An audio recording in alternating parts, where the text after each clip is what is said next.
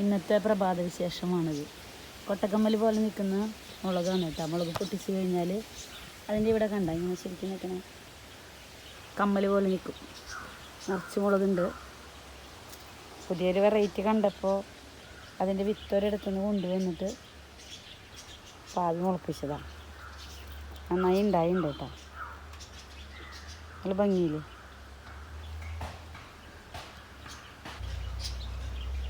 ഇതിപ്പോൾ അടുത്ത ദിവസം ഒരു നഴ്സറിയിൽ കണ്ടപ്പോൾ വാങ്ങിച്ചു കൊണ്ട് വെച്ചതാണ്.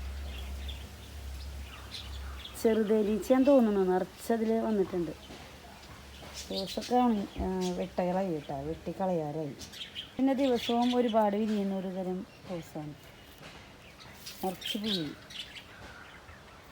അതിലും ഉണ്ടാകും തേനീച്ച. വെള്ളരി നട്ട് ഗ്രോ ബാഗിൽ ചീര മുളച്ചതാണ് കേട്ടോ. ഞാൻ വിത്തിട്ട് കൊടുത്തതല്ല. കഴിഞ്ഞ പ്രാവശ്യത്തെ ചീരയുടെ വിത്തുകൾ വീണ് കിടന്നിട്ടേ നമ്മൾ മണ്ണ് റീപ്പോർട്ട് ചെയ്യുമ്പോൾ അതിൽ കിടന്ന് മുളച്ചതാണ്. പക്ഷെ ഞാനത് പറിച്ച് കളഞ്ഞില്ല.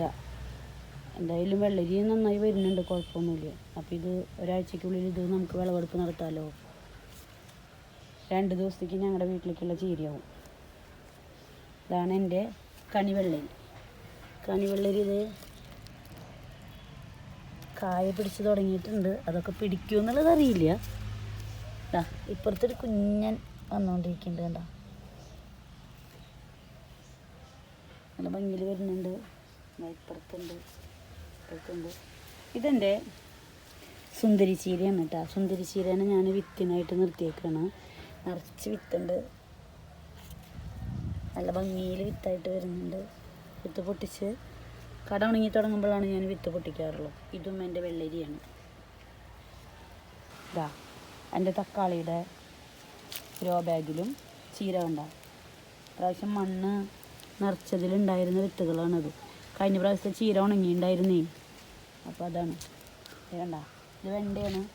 വെണ്ടയുടെ കവറിലും ഉണ്ട്, തക്കാളിയുടെ ഗ്രോ ബാഗിലും ഉണ്ട്. പിന്നെ എൻ്റെ കോളിഫ്ലവർ ഇപ്രാവശ്യം ലേറ്റായി പോയി. എനിക്കൊരു കേട് വന്നിരുന്നു കോളിഫ്ലവറിൽ. അതിനുശേഷം പിന്നെ ഇപ്പോൾ ഫ്ലവർ ചെയ്തുകൊണ്ടിരിക്കുന്നു. ഇത് പൊട്ടിക്കാരായുണ്ട്. അപ്പുറത്തുണ്ട്, ഇപ്പുറത്തുണ്ട്. ഇതാണ് മൊത്തത്തിൽ.